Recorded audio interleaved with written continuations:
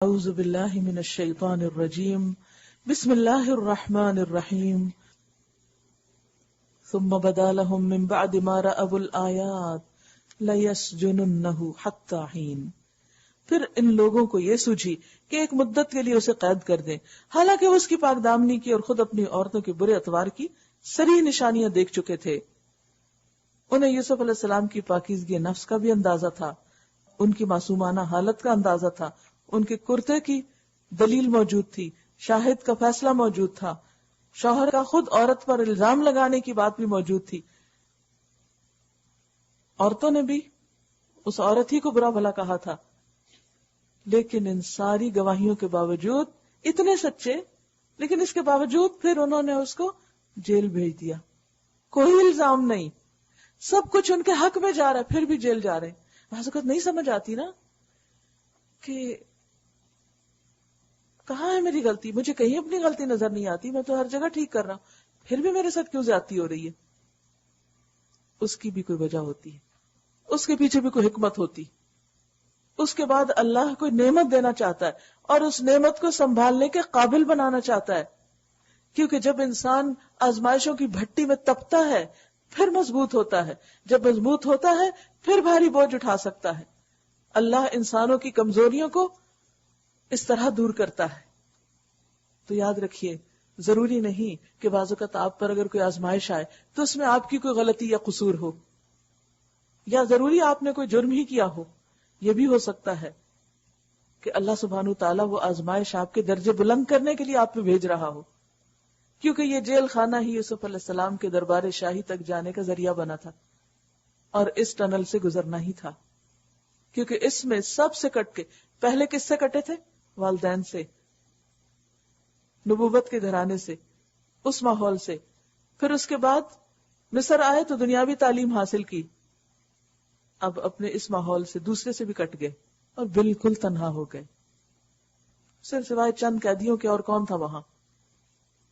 اب تو جیلوں میں ٹیلی ویژن ہے، اخباریں ہیں، کتابیں ہیں، بہت کچھ ہے، اندر ہوتے ہوئے بھی آپ ذہنی طور پر باہر ہو سکتے ہیں. لیکن وہاں تو کچھ بھی ایسا نہ تھا، وہی چار دیواری جو جیلوں کی عام طور پہ ہوتی ہے. سب سے کاٹ کے اللہ نے ان کو اپنا بنا لیا.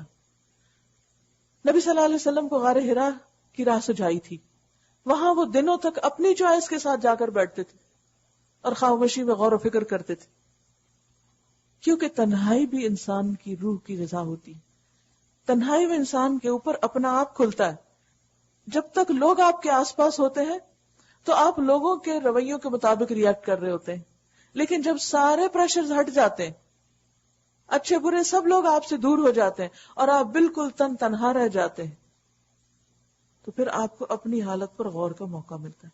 آپ وہ کچھ سوچ سکتے ہیں جو عام حالات میں نہیں سوچ سکتے. آپ کو وہ باتیں سمجھ آتی ہیں جو لوگوں کی بھیڑ میں سمجھ نہیں آتی. آپ پر حکمت کے دروازے کھلتے ہیں. آپ تأویل الاحادیث جانتے ہیں، پھر لوگوں کے رویے سمجھ میں آتے ہیں. آپ دیکھیے، خصوصاً انسان پہ جب کوئی برا وقت ہوتا ہے نا، اس وقت ایک ایک شخص پہچانا جاتا ہے کون آپ کا کتنا ہمدرد ہے. جو محض اپنی خواہشات کی وجہ سے کسی کے اوپر بھیڑ کیے ہوئے تھے وہ سب سے پہلے چٹتے ہیں، وہ دور چلے جاتے ہیں. تو جھوٹے چاہنے والے جو ہوتے ہیں وہ فوراً الگ ہو جاتے ہیں. کچھ لوگ ہوتے ہیں نا جو صرف لفاظی سے آپ اپنی چاہت کا اظہار کرتے ہیں، صرف باتوں سے، اور آپ کو سمجھ آ بھی رہی ہوتی کہ صرف باتیں ہیں. تو جب کوئی مشکل وقت آتا ہے تو ایسے جھوٹے لوگوں سے انسان کی جان چھوٹ جاتی ہے. ایسے خوشامدی اور چاپلوسی کرنے والے لوگ سب الگ ہو جاتے ہیں. پھر کچھ اور لوگ ہوتے ہیں جن پہ ہمیں کچھ توقع ہوتی ہے کہ مشکل وقت میں یہ ہمارے کام آئیں گے. پھر کیا ہوتا ہے؟ ایک اگلی مشکل آتی ہے، وہ بھی چھٹ جاتے ہیں. پھر ایک اور مشکل آتی ہے، وہ جو اور قریب ہوتے ہیں وہ بھی الگ ہو جاتے ہیں، حتیٰ کہ انسان تنہا ہو جاتا ہے. پھر یہ وقت ہوتا ہے کہ جب انسان اللہ کے لیے خالص ہوتا ہے، اور یہ اس کے بغیر ہو نہیں سکتا. لوگوں کی بھیڑ میں آپ اللہ کے لیے خالص ہو ہی نہیں سکتے. اس کے لیے تنہائی اور جیل ضروری ہوتی ہے. اور یہی انسان کو پھر معاملہ فہمی آتی، یہی انسان کو گہری باتیں سمجھ میں آتی، یہی انسان کو انسانوں کے مختلف رویے سمجھ میں آتے. وہی لوگ جو کل تک چکنی چپڑی باتیں کرتے تھے، وہی لوگ جو اپنی محبتوں کا یقین دلاتے تھے وہ کہاں گئے آج؟ وہ کیوں نظر پھیر لی انہوں نے؟ کیوں ان کے دل بدل گئے؟ کیوں ان کی توجہات بدل گئیں؟ کیونکہ انسان کی تو حقیقت ہی یہی ہے، اس کی تو لمٹس ہیں. ان لمیٹڈ محبت تو صرف اللہ سے ملا کرتی ہے، ان گنت خزانے تو صرف رب دیا کرتا ہے، اور ہم لوگوں ہی کے پیچھے بھاگتے رہتے ہیں، لوگوں پہ ہی تکیہ کیے رکھتے ہیں، لوگوں سے توقعات رکھتے ہیں. اور اس کا نقصان کیا ہوتا ہے؟ جن سے ہم توقعات رکھتے ہیں، جن کی طرف ہم لک فارورڈ کر رہے ہوتے ہیں، جن کو ہم کچھ سمجھ رہے ہوتے ہیں اپنی زندگی میں، جب ان کی بے وفائی ہوتی ہے، جب ان کی طرف سے دل ٹوٹتا ہے، تو پھر انسان پہ حقیقت کھلتی ہے اس دنیا کی بے ثباتی کی.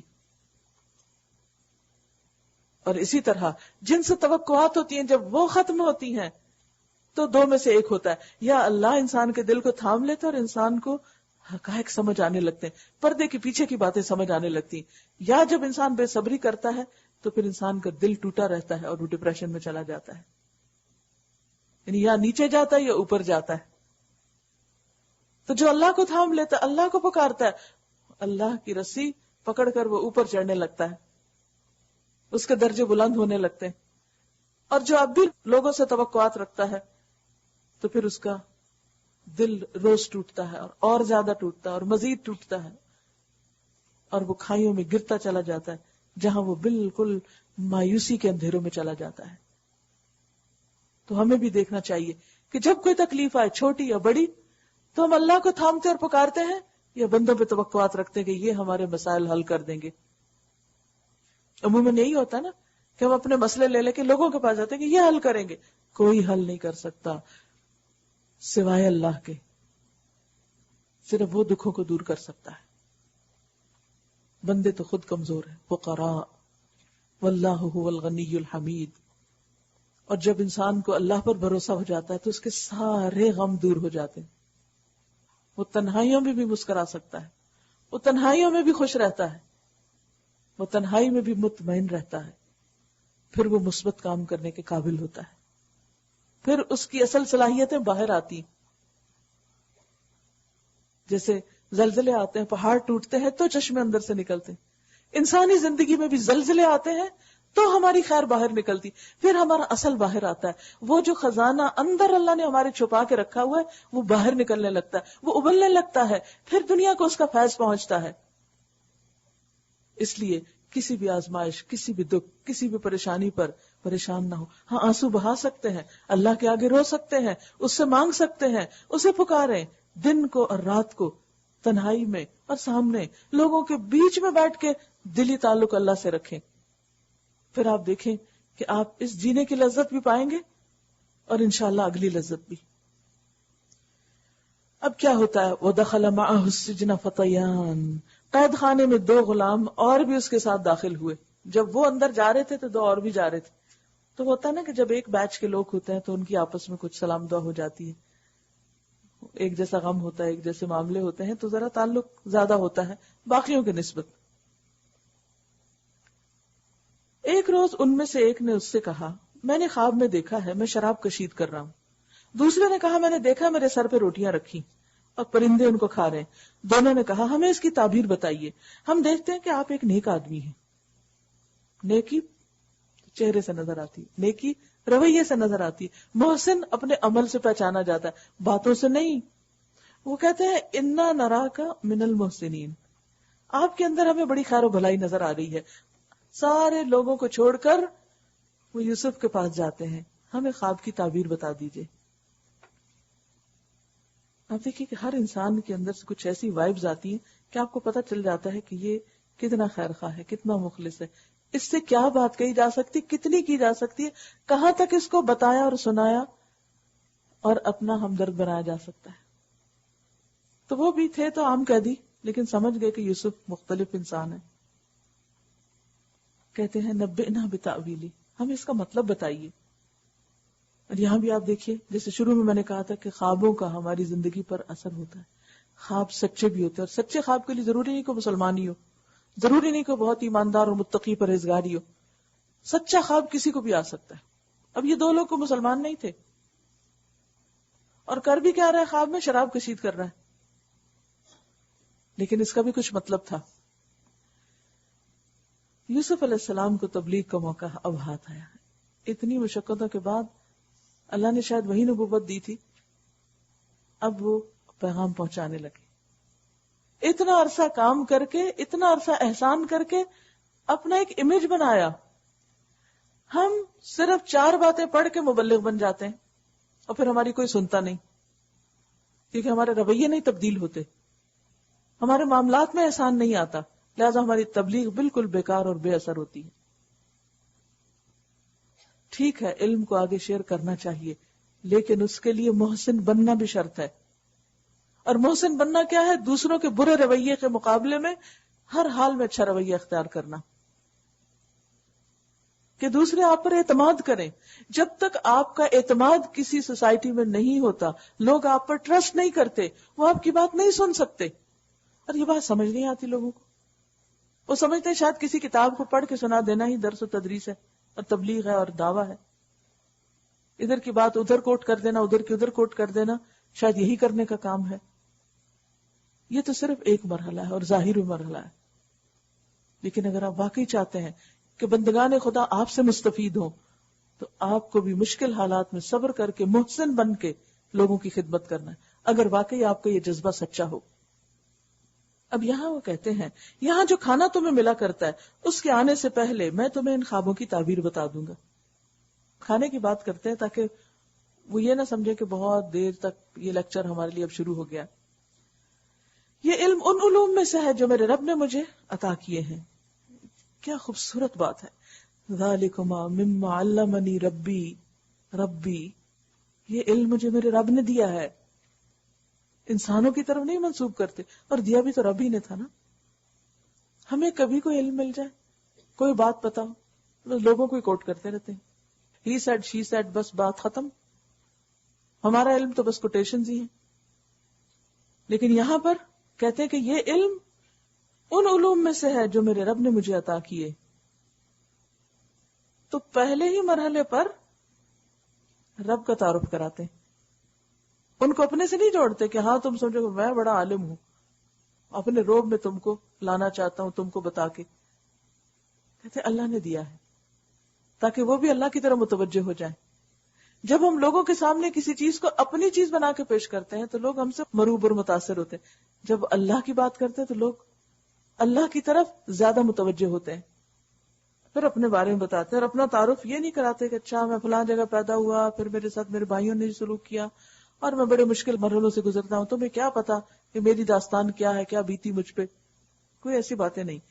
کہتے ہیں واقعہ یہ ہے کہ میں نے ان لوگوں کا طریقہ چھوڑ کر جو ایمان نہیں لاتے اللہ پر اور آخرت کا انکار کرتے ہیں، اپنے بزرگوں ابراہیم، اسحاق اور یعقوب علیہ السلام کا طریقہ اختیار کیا. اب یہاں بزرگوں کا ذکر کرتے ہیں، لیکن وہ بزرگ جو اللہ اور آخرت کو مانتے ہیں اور دین کے حوالے سے ان کا ذکر کرتے ہیں. تو گویا اگر کسی کے علم سے استفادہ کرنا ہی ہو تو یہ دیکھیں کہ اس کا اپنا ایمان کتنا ہے اور اس کا تقوی کتنا ہے. ہمارا یہ کام نہیں کہ اللہ کے ساتھ کسی کو شریک ٹھہرائیں. شرک کی تردید، ہر پیغمبر نے ہر موقع پر شرک کی تردید کی. در حقیقت یہ اللہ کا فضل ہے ہم پر اور تمام انسانوں پر کہ اس نے ہمیں اپنا بنایا. مگر اکثر لوگ شکر ادا نہیں کرتے کیونکہ ان کے دل مخلوق میں الجھے رہتے ہیں. اے زندہ کے ساتھیو، تم خود ہی سوچو کہ بہت سے متفرق رب بہتر ہے یا ایک وہ اللہ جو سب پہ غالب ہے؟ زیادہ اچھا کیا ہے، بہت سے خدا یا ایک جو سب پہ غالب؟ یعنی اس میں لاجک بھی ہے، اس میں جذبات بھی ہیں، اس میں اپنی ایسوسیشن بھی، اپنا بیک گراؤنڈ بھی بتا رہے ہیں کہ میں کہاں سے بات کر رہا ہوں.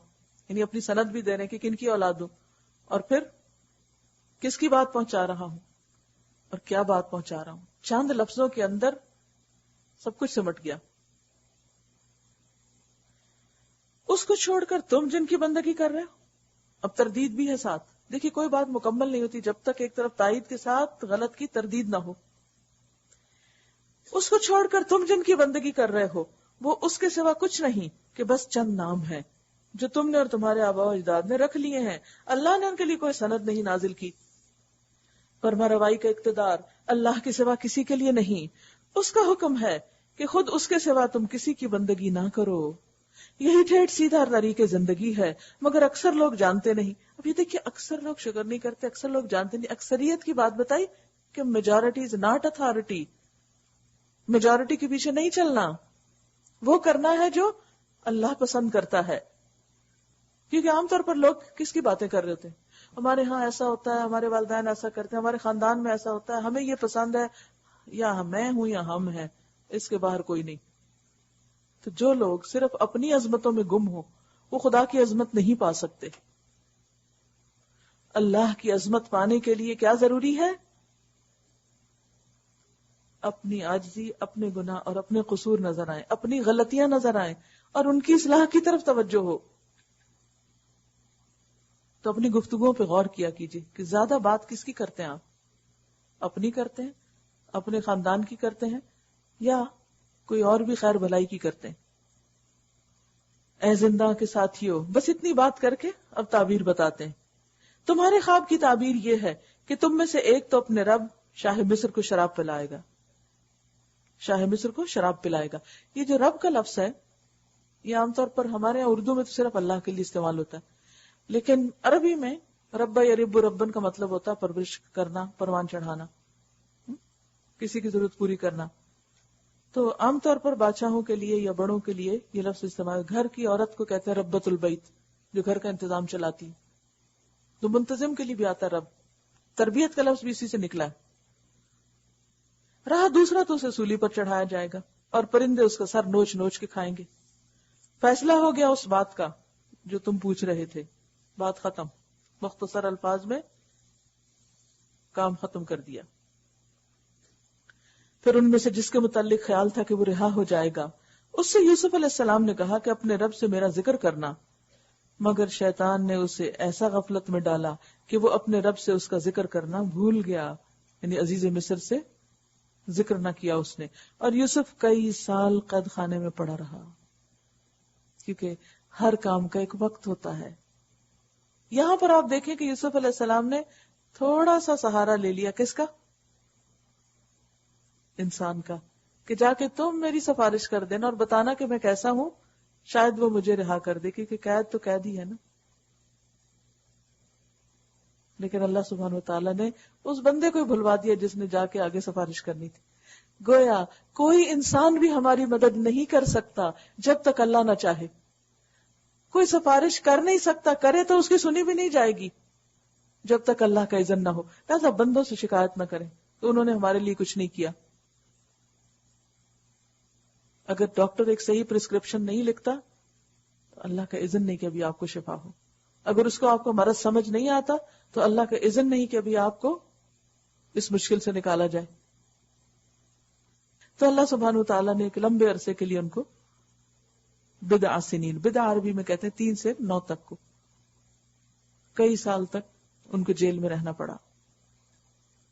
وقال الملک انی ارى 7 بقرات سمان. اور جب اللہ چاہتا ہے کہ کام ہو جائے تو کیسے کیسے اسباب پیدا کرتا ہے. ایک روز بادشاہ نے کہا میں نے خواب میں دیکھا ہے کہ 7 موٹی گائیں ہیں جن کو 7 دبلی گائیں کھا رہی. الٹا کام. اور اناج کی 7 بالیں ہری اور دوسری 7 سوکھی.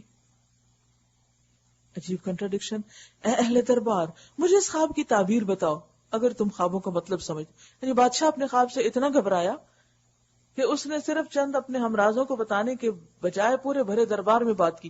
درباری بھی سارے آس پاس ہر طرف پوچھنے لگ گئے کہ اس کی تعبیر کیا ہوگی، کیونکہ بڑا انوکھا سا خواب تھا. اب یہ دیکھیے بادشاہ بھی مشرک ہے لیکن اس کو بھی سچا خواب آ گیا. لوگوں نے کہا یہ تو پریشان خوابوں کی باتیں، اور ہم اس طرح کے خوابوں کا مطلب نہیں جانتے. سب کے سب عاجز آ گئے، سب عاجز آ گئے. ان 2 قیدیوں میں سے جو شخص بچ گیا تھا اور اسے ایک مدت دراز کے بعد اب بات یاد آئی، وہ سالوں بعد بات یاد آئی، اوہ میرے خواب کی تعبیر کسی نے بتائی تھی. اس نے کہا میں آپ حضرات کو اس کی تعویل بتاتا ہوں، مجھے ذرا قید خانے میں یوسف کے پاس بھیج دو. اس نے جا کر کہا یوسف اے سراپا راستی ایھا الصدیق. یہ ہوتی ہے پیغمبروں کی پہچان، یہ ہوتی ہے اللہ والوں کی پہچان کہ وہ اپنی بات میں سچے، اپنے کردار میں سچے. اور سچائی کی تلاش میں رہنے والے. مجھے اس خواب کا مطلب بتاؤ کہ 7 موٹی گائے ہیں جن کو 7 دبلی گائے کھا رہی، 7 بالیں ہری اور 7 سوکھی. شاید کہ میں ان لوگوں کے پاس واپس جاؤں اور شاید کہ وہ جان لیں. یوسف نے کہا 7 برس تک لگاتار تم لوگ کھیتی باڑی کرتے رہو گے. اس دوران میں جو فصلیں تم کاٹو ان میں سے بس تھوڑا سا حصہ جو تمہاری خوراک کے کام آئے نکالو اور باقی کو اس کی بالوں ہی میں رہنے دو. پھر 7 برس بہت سخت آئیں گے. اس زمانے میں سب غلہ کھا لیا جائے گا جو تم اس وقت کے لیے جمع کرو گے. اگر کچھ بچے گا تو بس وہی جو تم نے محفوظ رکھا ہو. اس کے بعد پھر 1 سال ایسا آئے گا جس میں باران رحمت سے لوگوں کی فریاد رسی کی جائے گی اور وہ رس نچوڑیں گے. یعنی پھر خوب دودھ اور پھل تم کو ملے گا. بادشاہ نے کہا اسے میرے پاس لاؤ. اس کو سمجھ آ گئی کہ کچھ بات ٹھیک لگتی، مگر جب شاہی فرستادہ یوسف کے پاس پہنچا تو اس نے کہا اپنے رب کے پاس واپس جاؤ اور اس سے پوچھ کے ان عورتوں کا کیا معاملہ ہے جنہوں نے اپنے ہاتھ کاٹ لیے تھے، کیونکہ وہ اپنے اوپر سے الزام کی تردید چاہتے تھے. میرا رب تو ان کی مکاری سے واقف ہے ہی. اللہ کو تو پتا ہے، بندوں کو پتا چلنا چاہیے کہ سچا کون اور جھوٹا کون. اس پر بادشاہ نے ان عورتوں سے دریافت کیا تمہارا کیا تجربہ ہے اس وقت کا جب تم نے یوسف کو رجھانے کی کوشش کی. دیکھیے کتنے اوپنلی مجلسوں میں یہ باتیں ہو رہی ہیں اور لوگ اس میں کوئی ڈٹائی کے ساتھ کوئی شرم بھی محسوس نہیں کرتے.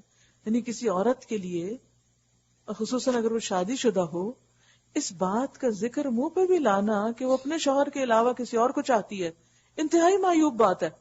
دین میں بھی، اخلاق میں بھی، فطرت کے اعتبار سے بھی، کامن سینس بھی اس کو قبول نہیں کرتی کہ کوئی شادی شدہ عورت قید نکاح میں ہوتے ہوئے کسی اور مرد سے محبت کرے یا اس پہ ریجھے اور پھر اس کا تذکرہ بھی کرے اور اس کا تذکرہ پبلکلی کرے. کیونکہ بادشاہ کے سامنے کہنے کا مطلب کیا ہے کہ پبلکلی بات ہو رہی ہے. سب نے یک زبان ہو کر کہا ہاشا للہ، ہم نے تو اس میں بدی کا شائبہ تک نہ پایا. عزیز کی بیوی بول اٹھی اب حق کھل چکا ہے. وہ میں ہی تھی جس نے اس کو پھسلانے کی کوشش کی تھی. بے شک وہ بالکل سچا ہے. معاملہ صاف. جس نے الزام لگایا تھا اس نے اعتراف کیا، بھری مجلس میں اعتراف کیا. یہ موقع کس نے پیدا کیا بے گناہی ثابت کرنے کا؟ اللہ نے. لیکن کب؟ کتنے عرصے کے بعد؟ کئی سال کے بعد. کبھی آپ پر بھی کوئی ایسا جھوٹا الزام لگ جائے کہ آپ تنہا رہ جائیں اس غم کو سہنے کے لیے تو پریشان نہ ہو، غم چھوڑ دیں، اللہ سے امید رکھیں کہ جس طرح کچھ حالات میں یہ الزام لگا تھا اسی طرح اللہ ایسے حالات پیدا کرے گا کہ صفائی دنیا میں سامنے آ جائے گی اور لوگوں کی غلط فہمیاں دور ہو جائیں گی. لیکن اس کے لیے انسان کو صبر کرنا پڑتا ہے اور اللہ پہ توکل کرنا پڑتا ہے اور محسن بننا پڑتا ہے. وہ اپنی نیکیوں اور احسان اور رویے میں کسی قسم کی کوئی کمی نہ کرے. یہ اللہ کا معاملہ ہے نا. وہ اللہ سچائی کی گواہی دینے والا کافی ہے. کفا باللہ شہیدا. دنیا میں بھی حقائق کھل جاتے ہیں اور آخرت میں بھی تو کھل کر رہیں گے. وہ وقت دور نہیں جب سب کے سامنے سچائی کا اظہار ہو جائے گا. یوسف نے کہا اس سے میری غرض یہ تھی کہ عزیز یہ جان لے کہ میں نے در پردہ اس کی خیانت نہیں کی تھی. میں نے کوئی غلط کام نہیں کیا تھا. اور یہ کہ جو خیانت کرتے ہیں ان کی چالوں کو اللہ کامیابی کی راہ پہ نہیں لگاتا. وہ اللہ کے کام کے لیے نہیں چنے جاتے. 13واں پارہ وَمَا أُبَرِّئُ نَفْسِي إِنَّ النَّفْسَ لَأَمَّارَةٌ بِالسُّوءِ إِلَّا مَا رَحِمَ رَبِّي إِنَّ رَبِّي غَفُورٌ رَحِيمٌ. میں کچھ اپنے نفس کی برات نہیں کر رہا، میں اپنی صفائی پیش نہیں کر رہا. نفس تو بدی پر اکساتا ہی ہے. کون کہہ سکتا ہے کہ میں انتہائی پاک باز ہوں؟ انسان ہے، کمزور ہے، شیطان دلوں میں وسوسے ڈالتا ہے. اللہ یہ کہ کسی پر میرے رب کی رحمت ہو. بے شک میرا رب بڑا غفور الرحیم ہے. ہاں اللہ کی رحمت ہو تو انسان پاک باز رہ سکتا ہے. بادشاہ نے کہا انہیں میرے پاس لاؤ تاکہ میں ان کو اپنے لیے مخصوص کر لوں، اپنے لیے خاص کر لوں. اب وہ لے آئے جاتے ہیں. یعنی آپ دیکھیے کہ کس طرح وہ پہچانتے ہیں کہ کس کام کا کتنا قابل انسان ہے، کہ سارے مرحلے یا ایک جس میں پار ہو جاتے ہیں. لوگ سالوں کسی عہدے تک پہنچنے کی کوشش کرتے ہیں، لیکن یہاں یوسف علیہ السلام سالوں تنہائی میں کچھ اور سیکھ رہے تھے اللہ سے. اور پھر جب دنیاوی ترقی کا وقت آیا تو یکا یک بلندی پہ جا پہنچے. بادشاہ نے اپنے پاس ڈائریکٹ بلا لیا. جب یوسف نے اس سے گفتگو کی تو اس نے کہا اب آپ ہمارے ہاں قدر و منزلت رکھتے ہیں.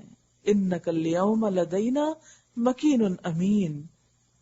اور آپ کی امانت پر ہمیں پورا بھروسہ ہے. دیکھیے سچائی اپنے آپ کو منوا کے رہتی ہے، چاہے لوگ جھوٹا کہتے رہیں ساری گواہیوں کے باوجود، لیکن ایک وقت آتا ہے کہ سچائی کھل جاتی ہے. جیسے حضرت عائشہ سے الزام اترا تھا. یوسف علیہ السلام نے کہا ملک کے خزانے میرے سپرد کیجیے، حفاظت کرنے والا بھی ہوں اور علم بھی رکھتا ہوں، کام بھی جانتا ہوں، علم بھی ہے، ہنر بھی ہے، نالج بھی ہے، سکلز بھی ہیں. آپ کے ملک پر جو مشکل آنے والی ہے اس مشکل کا سدباب کر سکتا ہوں. یہ تھا وہ وقت جس کے لیے اللہ نے ان کو تیار کیا تھا. وَكَذَلِكَ مَكَّنَّا لِيُوسُفَ فِي الْأَرْضِ. اس طرح ہم نے اس سرزمین میں یوسف کے لیے اقتدار کی راہ ہموار کی. اب اگلے مرحلوں پہ جانا تھا. تو اب یہ پہلا سٹیپ ہے. وہ مختار تھا کہ اس میں جہاں چاہے اپنی جگہ بنائے، پوری آزادی، فل اتھارٹی اس کو مل گئی. نصیب برحمتنا من نشاء ولا نضيع اجر المحسنین. ہم اپنی رحمت سے جس کو چاہتے ہیں نوازتے ہیں، نیک لوگوں کا اجر ہمارے ہاں مارا نہیں جاتا، بس محسن بننا شرط ہے. کہاں وہ جیل خانے میں، کہاں پورا ملک ان کے لیے مسخر کر دیا گیا. جہاں چاہے جائیں، جو چاہے کریں، سب ان کے تابع فرمان. وقت بدلتے دیر نہیں لگتی، حالات بدلتے دیر نہیں لگتی. صرف انسان کو صبر، تقوی اور احسان کی روش اختیار کرنی چاہیے. وَلَأَجْرُ الْآخِرَةِ خَيْرٌ لِلَّذِينَ آمَنُوا وَكَانُوا يَتَّقُونَ. اور آخرت کا اجر ان لوگوں کے لیے زیادہ بہتر ہے جو ایمان لے آئے اور خدا ترسی کے ساتھ کام کرتے رہے، اللہ کے ڈر سے زندگی بسر کرتے رہے. اب حالات مزید پلٹا کھاتے ہیں. وَجَاءَ إِخْوَةُ يُوسُف. یوسف کے بھائی مصر سے آ گئے اور اس کے ہاں حاضر ہوئے. یہ کیسے ہوا؟ ہوا یہ کہ جب یوسف علیہ السلام نے وہ عہدہ قبول کیا، اس کے بعد انہوں نے پورے ملک میں اعلان کرا دیا کہ 7 سال تک جب ہمارے ہاں بہت پیداوار ہوگی تو ہم غلے کو ان کی بالیوں کے اندر ہی محفوظ کرتے جائیں گے.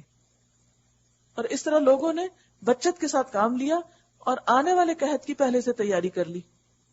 اس خواب کی بنا پر انہوں نے پلاننگ کر لی. انہوں نے تھوڑا تھوڑا استعمال کیا اور باقی سارا محفوظ رکھا. اب جب قحط پڑا تو صرف مصر میں نہیں، چاروں طرف پھیل گیا. اب کسی اور کے پاس تو یہ تیاری تھی نہیں سوائے ان کے.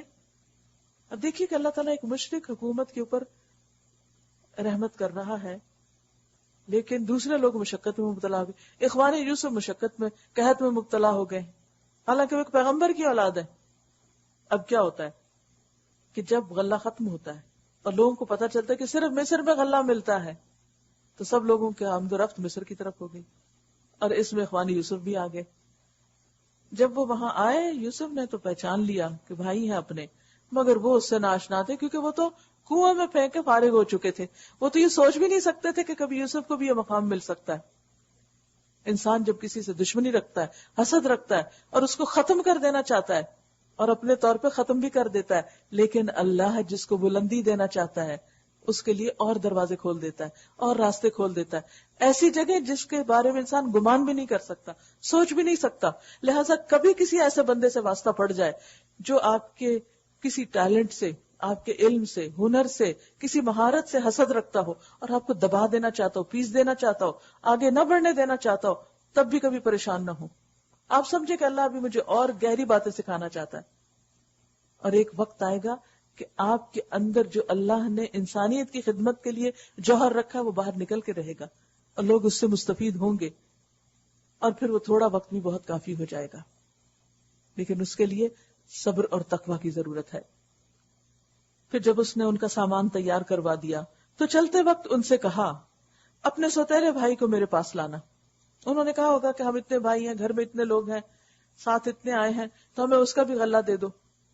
تو کہا اگلی دفعہ اس کو ساتھ لانا. تم دیکھتے نہیں کہ میں کس طرح پیمانہ بھر کے دیتا ہوں؟ محسن ہے نا، اور کیسا اچھا مہمان نوازوں کہ آنے والے اجنبی مسافروں کا اتنا خیال بھی رکھتا ہوں.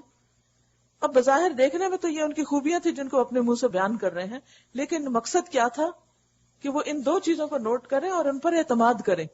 جب ہم چاہتے ہیں نا کہ کوئی ہم پہ ٹرسٹ کرے، تو اس موقع پر اگر کسی کو بتا دیا جائے کہ میرے اندر، کیونکہ آپ دیکھیے کہ جب انہوں نے بادشاہ سے ملاقات کی تو کہا کہ یہ کام میرے سپرد کر دیجئے، مجھے علم بھی ہے، ہنر بھی ہے، وہاں بھی اپنی خوبیوں کا ذکر کیا، تو یہاں بھی اپنی خوبیوں کا ذکر کرتے ہیں. تو بات یہ کہ یہ اپنے منہ میاں میٹھو بننا نہیں ہے. مثلا اگر آپ اپنا سی وی تیار کرتے ہیں کسی جاب کے لیے اور اس میں آپ اپنی سکلز کی لسٹ بناتے ہیں، لکھتے ہیں کہ آپ نے کیا کیا کیا، تجربے کتنے، آپ کے ایکسپیرینسز کیا ہیں، تب آپ کہ نہیں مجھے نہیں لکھنا، وہ اس طرح سب کو پتا چل جائے گا کہ مجھے کیا آتا ہے، تو پھر یہ آپ نے سیکھ کس لیے رکھا ہے، پتا چل جائے گا. تو یعنی اس میں بہت غیر حکمت سے کام لیتے ہیں بعض لوگ. جہاں ضرورت ہوتی ہے کسی بات کو بتانے کی وہاں تو بتاتے نہیں، وہاں ان کو ریاکاری کا خوف لاحق ہو جاتا ہے، اور جہاں ان کو نہیں بتانا چاہیے وہاں بھری مجلس میں باتیں کیے چلے جاتے ہیں، کچھ سچی کچھ جھوٹی. حکمت کیا ہے؟ جہاں جس بات کو بیان کرنے کی ضرورت ہے اس کو بیان کیا جائے. اگر اللہ نے آپ کو کوئی ٹیلنٹ دیا ہے اور کسی خاص موقع پر آپ کی ضرورت پیش آ رہی ہے، قوم کو، ملک کو، وطن کو، ملت کو، لوگوں کو، گھر والوں کو، آپ اپنے آپ کو آفر کریں، آپ والنٹیئر کریں کہ یہ کام مجھے آتا ہے، میں کر سکتا ہوں. بعض اوقات آپ دیکھتے ہیں کہ بہت سے لوگ لگے ہوئے ہوتے ہیں، لگے ہوئے کر نہیں پا رہے، اور آپ کہتے ہیں نہیں میں نے نہیں، آگے ان کو پھر پتہ نہ چل جائے کہ میرے اندر یہ ٹیلنٹ ہے. یہ انتہائی غلط بات ہے. یہ ٹیلنٹ اسی وقت کے لیے تو اللہ نے رکھا تھا تمہارے اندر، آؤ اب اس کو استعمال کرو. اور اس وقت وہ انسان کو بتانا چاہیے کہ چھوڑیے آپ نہیں کر پا رہے، میں کر سکتا ہوں، لائیے مجھے دیجیے میں کرتا ہوں، اور آپ آگے بڑھ کے کریں. یہ بھی احسان کی قسم ہے. اور یہاں پر انسان اپنی تعریف یا ذات کو جتوانے کے لیے نہیں بات کر رہا، یہاں صرف اس لیے کہ دوسرا اطمینان میں آ جائے کہ ہم جس کے حوالے کام کر رہے ہیں وہ کام جانتا بھی ہے. اور ساتھ ہی پھر یہ بھی کہا فَإِن لَمْ تَأْتُونِي بِهِ فَلَا كَيْلَ لَكُمْ عِنْدِي وَلَا تَقْرَبُونَ.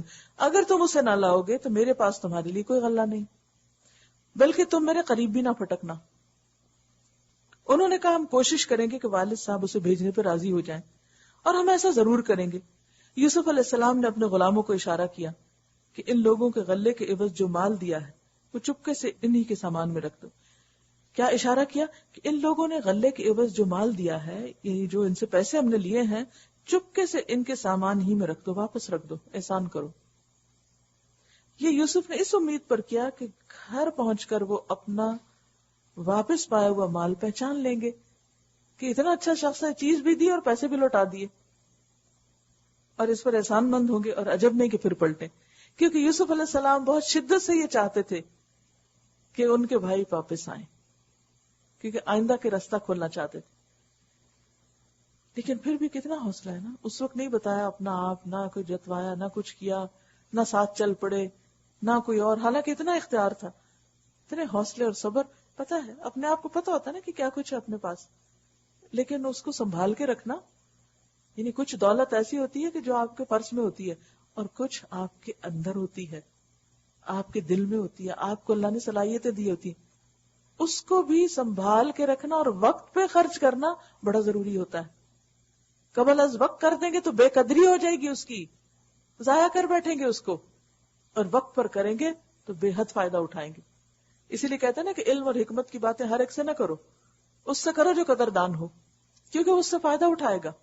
بہرحال جب وہ اپنے باپ کے پاس گئے تو کہا ابا جان آئندہ ہم کو غلہ دینے سے انکار کر دیا گیا، لہٰذا آپ ہمارے بھائی کو ہمارے ساتھ بھیج دیجئے تاکہ ہم غلہ لے کر آئیں، اور اس کی حفاظت کے ہم ذمہ دار ہیں. اب یہ انہیں ایکسٹرا اس لیے کہنا پڑا کہ پہلے اسی کے بھائی کو اپنے طور پہ ٹھکانے لگا چکے تھے. باپ نے جواب دیا کیا میں اس کے معاملے میں تم پر ویسا ہی بھروسہ کروں جیسا اس سے پہلے اس کے بھائی کے معاملے میں کر چکا ہوں؟ اللہ ہی بہتر محافظ ہے اور وہ سب سے بڑھ کر رحم فرمانے والا ہے. پھر جب انہوں نے اپنا سامان کھولا تو دیکھا کہ ان کا مال بھی انہیں واپس کر دیا گیا. ایک اور نشانی یہ دیکھ کر وہ پکار اٹھے ابا جان اور ہمیں کیا چاہیے، دیکھیے یہ ہمارا مال بھی ہمیں واپس دے دیا گیا ہے، بس اب ہم جائیں گے اور اپنے اہل و عیال کے لیے رسد لے آئیں گے، اپنے بھائی کی حفاظت بھی کریں گے. بہت خوش، اوور ایکسائٹیڈ. اور ایک بار شتر یعنی اونٹ بھر اور زیادہ بھی غلہ لے آئیں گے، اتنے غلے کا اضافہ آسانی کے ساتھ ہو جائے گا. ان کے باپ نے کہا میں اس کو ہرگز تمہارے ساتھ نہ بھیجوں گا جب تک کہ تم اللہ کے نام سے مجھ کو پیمان نہ دو، یعنی قسم کھا کے بات نہ کرو کہ اسے میرے پاس ضرور واپس لے کر آؤ گے، الا یہ کہ کہیں تمہیں گھیر ہی لیا جائے. جب انہوں نے اس کو اپنے اپنے پیمان دے دیے تو اس نے کہا دیکھو ہمارے اس قول پر اللہ نگہبان ہے. قال اللہ علی ما نقول وکیل. سب نے اچھا وعدہ کیا خدا کی قسمیں کھا کے تسلی دلا دی. پھر اس نے کہا میرے بچوں مصر کے دارالسلطنت میں ایک دروازے سے داخل نہ ہونا بلکہ مختلف دروازوں سے جانا. اب دیکھیے قبائلی علاقوں کو 11 جوان اکٹھے داخل ہو کسی دروازے سے تو ہم خود دوسروں کے نوٹس میں آ جائیں گے. اور یہ ایک حقیقت ہے جب کبھی ایسا موقع ہو تو انسان کو احتیاط برتنی چاہیے. بہرحال ہوتا تو وہی جو اللہ چاہے. بلکہ مختلف دروازوں سے جانا یعنی بکھر جانا وہاں جا کے ادھر ادھر سے ہو کے جانا. مگر میں اللہ کی مشیت سے تم کو نہیں بچا سکتا. میں بس مشورہ دے سکتا ہوں تجویز دے سکتا ہوں لیکن ہوگا وہی جو رب چاہے گا. اسی پر میں نے بھروسہ کیا ہے. علیہ توکلت وعلیہ فلیتوکل المتوکلون. اور توکل کرنے والوں سب کو اسی پہ توکل کرنا چاہیے. یہ ہے تدبیر اور توکل. تدبیر کیا ہے کہ انسان اپنے طور پر سارے طریقے آزما لے اور توکل کیا ہے کہ اللہ ہی بچائے گا میری تدبیریں نہیں کام آئیں گی. لیکن اس توکل کا یہ مطلب نہیں کہ تدبیر نہ کرے. تدبیر انہوں نے کر لی لیکن بھروسہ اللہ پہ ہے. یہ نہیں کہا کہ دیکھو جو طریقہ میں بتا رہا ہوں نا اس پہ چلے تو تمہیں کچھ نہیں ہونے کا. ہم اس ٹون میں بات کرتے ہیں تم ذرا میری مان کے تو دیکھو پھر دیکھو کچھ نہیں ہوتا. یعقوب علیہ السلام نے تدبیر بتائی اور اس کے ساتھ کیا کہا کہ ہوگا وہی جو اللہ چاہے گا. میں اللہ پہ بھروسہ کرتا ہوں تم بھی وہی کرو. یہ تھا زیادہ راہ جو بچوں کو دے کے بھیج رہے تھے. تربیت اولاد کی بہترین یہاں پر ٹپس مل رہی ہیں آپ کو. اور سب سے بڑی ٹپ تو یہ کہ پتہ ہے بچے قصوروار ہیں اور پھر ان کے ساتھ حسن سلوک کر رہے ہیں. اور واقعہ بھی یہی ہوا کہ جب وہ اپنے باپ کی ہدایت کے مطابق شہر میں متفرق دروازوں سے داخل ہوئے تو اس کی یہ احتیاطی تدبیر اللہ کی مشیت کے مقابلے میں کچھ بھی کام نہ آ سکی. ہاں بس یعقوب کے دل میں جو کھٹک تھی اسے دور کرنے کے لیے اس نے اپنی سی کوشش کر لی. بے شک وہ ہماری دی ہوئی تعلیم سے صاحب علم تھا مگر اکثر لوگ معاملے کی حقیقت کو نہیں جانتے. اکثر لوگ حقیقت کو نہیں جانتے کہ تدبیر کے باوجود بھی جب تدبیر الٹ جاتی ہے, توکل کے باوجود بھی جب کام خراب ہونے لگتے ہیں تو پھر کیا وجہ ہوتی ہے, اس کے پیچھے کیا حکمت ہوتی. بہت دفعہ ایسا ہوتا ہے نا کہ ہم خوب محنت بھی کر لیتے ہیں اور دعائیں بھی کرتے ہیں لیکن نمبر وہ نہیں آتے جو ہم چاہتے ہیں. پھر ہم ناراض ہوتے ہیں اللہ تعالیٰ سے کہ محنت بھی کی تھی پر دعا بھی کی تھی پھر کیوں نہیں ایسے ہوا. اس کے پیچھے کوئی وجہ ہے. اللہ آپ کو اس چیز سے پھیر کے کہیں اور لے جانا چاہتا ہے. ہو سکتا ہے جس فیلڈ میں آپ محنت کر رہے ہیں یہ آپ کی دنیا عاقبت کے لیے اچھا ہی نہ ہو تو آپ کو اللہ تعالیٰ ایک ٹھوکر لگا کے وہاں سے گراتے ہیں کہ یہاں سے مڑ جاؤ کوئی اور راستہ دیکھو. اور ہر انسان کے ساتھ ہوتا ہے کہ بعض اوقات ایک راستے پر ہم جا رہے ہوتے ہیں بڑی توجہ کے ساتھ اور بڑی محنت کے ساتھ اور کامیابیاں بھی ہوتی ہیں مگر ایک سٹیپ پہ جا کے رک جاتے ہیں. کوئی وجہ ہوتی ہے. وہ کیا وجہ ہے, وہ کیا حکمت ہے. اللہ سے دعا کیا کیجئے کہ اللہ وہ حکمت سجھا دے, مجھے اس کا مطلب بتا دے, مجھے اس کی حقیقت بتا دے. یہ لوگ یوسف کے حضور پہنچے تو اس نے اپنے بھائی کو اپنے پاس الگ بلا لیا اور اسے بتا دیا کہ میں تیرا وہی بھائی ہوں جو کھو گیا تھا. اب تو ان باتوں کا غم نہ کر جو یہ لوگ کرتے رہے ہیں. ہم آپ دیکھیے خود بھی حوصلے میں ہیں اور بھائی کو بھی تلقین کر رہے ہیں کہ غم نہ کر, ان کی باتوں پہ غم نہ کر, ان کے کاموں پہ غم نہ کر. فلا تبتئس بما كانوا يعملون. عام طور پر ہم غمگین کیوں ہوتے ہیں؟ غم کی سب سے بڑی وجہ کیا ہوتی ہے؟ لوگوں کی باتیں.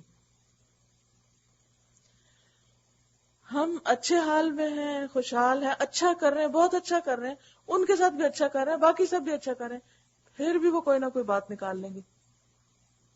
پھر انسان کا دل ٹوٹ جاتا ہے, میں نے اتنا کچھ کیا اور یہ اب بھی راضی نہیں. پھر آپ بگڑ اٹھتے ہیں, پھر آپ دوسرا رویہ اختیار کرتے ہیں, پھر ان کو اور باتیں کرنے کا موقع مل جاتا ہے. ہاں اب اصل کھلی, اب اصل حقیقت پتہ چلی کہ تم یہ تھے.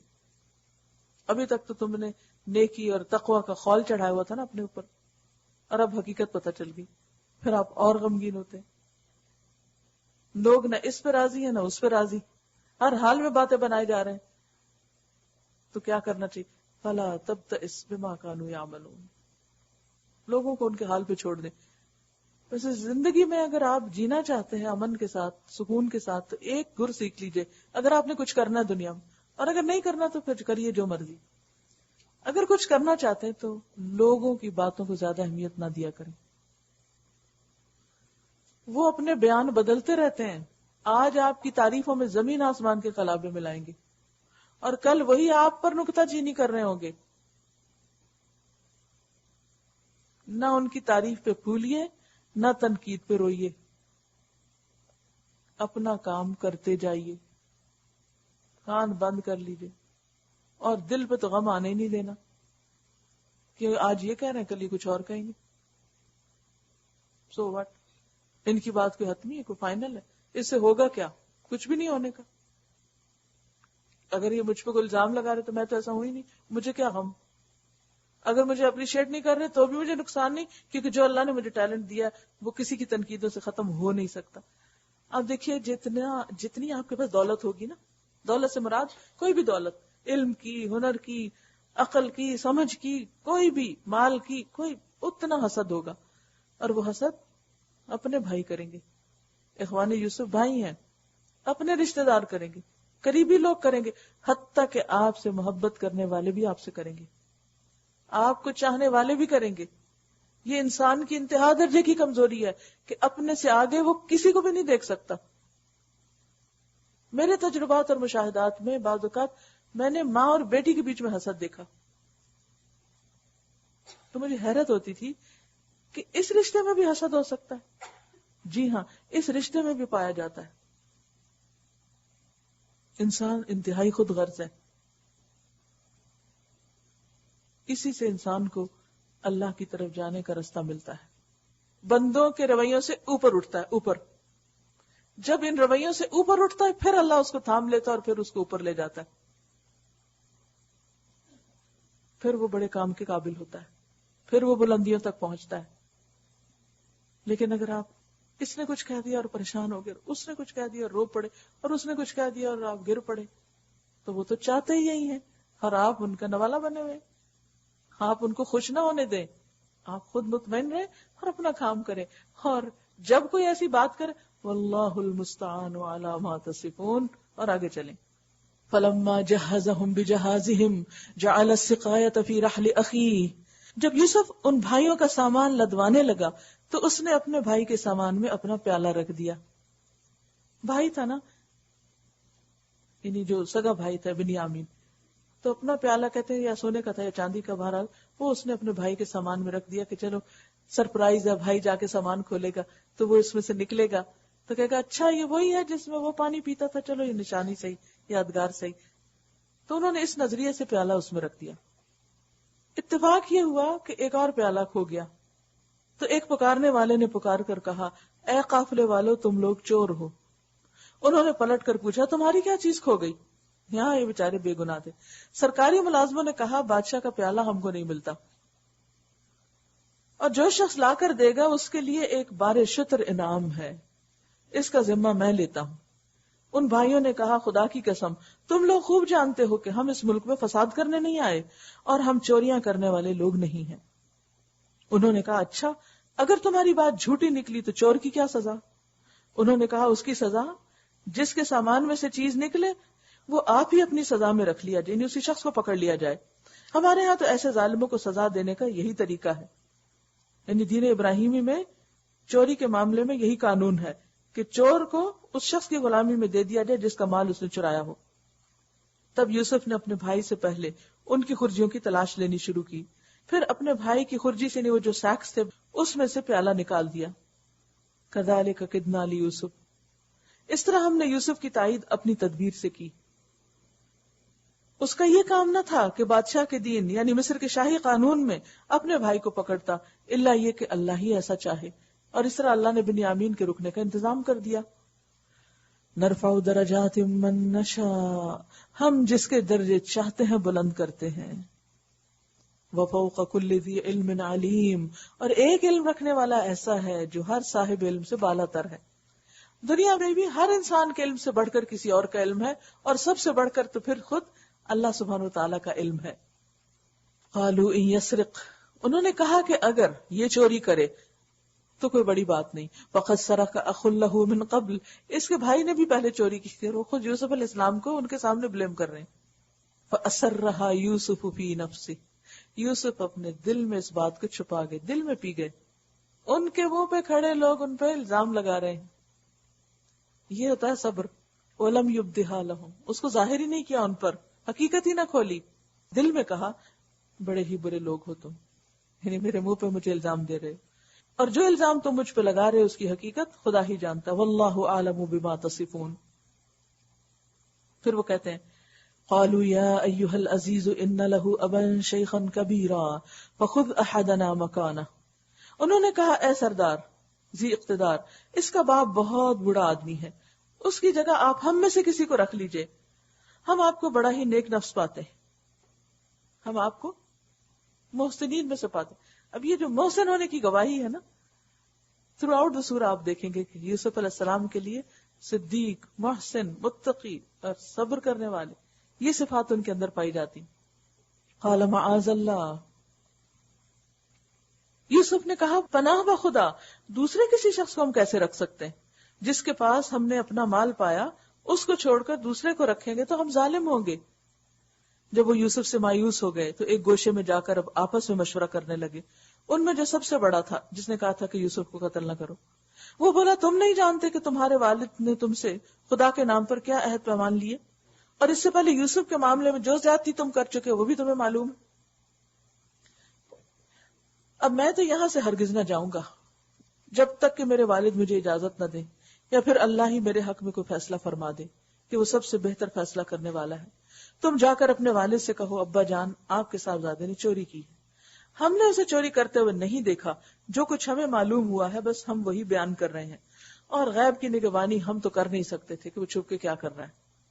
آپ اس بستی کے لوگوں سے پوچھ لیجئے جہاں ہم تھے، اس قافلے سے دریافت کر لیجئے جس کے ساتھ ہم آئے، ہم اپنے بیان میں بالکل سچے ہیں.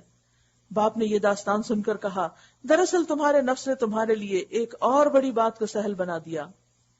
پہلے یوسف کو پھینک آنے کی بات، اور اب ایک اور مسئلہ، دوسرا بھائی بھی. اچھا اس پر بھی صبر کروں گا اور بخوبی کروں گا. صبر جمیل. اور امید دیکھیے عسى الله ان ياتيني به جميعا، امید ہے کہ اللہ ان سب کو میرے پاس لے آئے، یوسف کو بھی لے آئے، بڑے بھائی کو بھی لے آئے، بنیامین کو بھی لے آئے، کیونکہ بڑا بھائی تو گیا ہی نہیں، کہ میں تو جاتا ہی نہیں جب تک بنیامین ساتھ نہ چلے. اب آپ دیکھیے کسی بھی باپ کی کیفیت، اس کے جذبات کیا ہو سکتے ہیں. فیوچر کا نہیں پتا تھا، ہمیں پتا نا کیا ان دا اسٹوری کیسے اینڈ ہوئی، ان کو تو نہیں پتا تھا کہ انجام کیا ہونے والا ہے. تو کسی بھی ایسے شخص کے بارے میں سوچئے کہ جس کا ایک بیٹا کھو جائے، بہت ہونا اور بات ہے، کھو جانا پتہ ہی نہیں کہاں ہے. جب کوئی چیز کھو جاتی ہے نا تو بے چینی بھی زیادہ ہوتی ہے.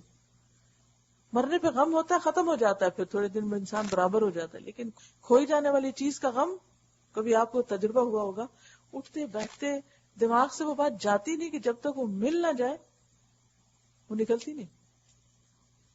اور پھر آپ دیکھیے کہ ان کے ہاتھوں سے دوسرا بیٹا بھی جا رہا ہے، تیسرا وہاں رہ گیا، لیکن امید نہیں چھوڑی. کہتے ہیں امید ہے سب واپس آ جائیں گے. کتنی بڑی چیز ہے امید. امید اسی کو ہو سکتی ہے جو اللہ پر ایمان رکھتا ہو، ایسا ایمان کہ میرا رب سب کچھ کر سکتا ہے، سب کچھ کر سکتا ہے، یہ حالات بدلیں گے، یہ سب ٹھیک ہو جائے گا. اور یہی ہم میں سے ہر ایک کی سوچ ہونی چاہیے، مثبت سوچ. اور اگر آپ دیکھیں کہ اللہ تعالیٰ نے نا ہر چیز کو آسان طریقے پہ پیدا کیا، اس میں تکلیف دہ چیزیں تھوڑی ہیں. زمین کا ایک بڑا حصہ پلین ہے، پہاڑ اور پہاڑی علاقے نسبتاً کم ہیں. اسی طرح باقی چیزوں میں بھی کسی بھی چیز کو آپ دیکھیے، مثلا پھلوں کو دیکھیے، سبزیوں کو دیکھیے، تو اس میں استعمال کا حصہ، فائدے کا حصہ زیادہ ہوتا ہے، باقی چیزیں آلائشیں کم ہوتی ہیں. خیر زیادہ ہے، استعمال کی چیزیں زیادہ ہیں اور ممنوع چیزیں کم ہیں. تو کائنات کے اسی اصول سے سبق حاصل کرنا چاہیے، اور انسان کو اللہ کی رحمت سے کبھی بھی مایوس نہیں ہونا چاہیے.